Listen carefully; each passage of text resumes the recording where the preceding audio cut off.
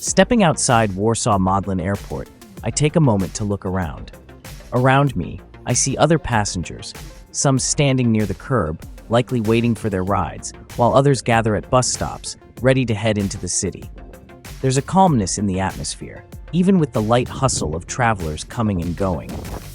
Buses to Warsaw are parked nearby. The airport itself is small but functional, serving as a convenient gateway to Warsaw for many low-cost airlines. It has a straightforward design, easy to navigate, making it a popular choice for travelers looking for a smooth, no-fuss experience. As I look around, I notice cars neatly parked in the lot just beyond the terminal. Families and solo travelers load their luggage into taxis and private vehicles. With some time to spare before my Flixbus to Warsaw, I decided to stick to my plan and explore the nearby Modlin Fortress. It's only about 2 kilometers from the airport, so I set off on foot. Using Google Maps for guidance, I followed a path shared by pedestrians and cyclists. After a short walk, I took a right turn and saw a sign that read "Travelwalks," confirming I was on the right track.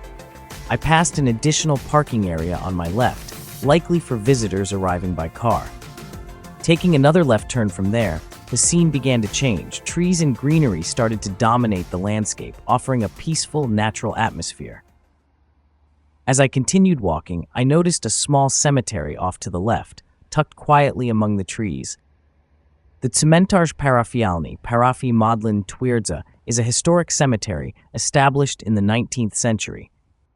It serves as the final resting place for soldiers and local residents, reflecting the area's rich heritage and providing a poignant glimpse into the lives that shaped Modlin's history.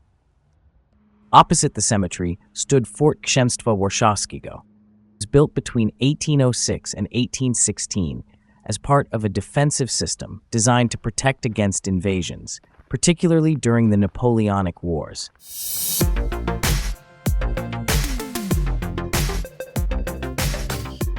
I walked over to the building,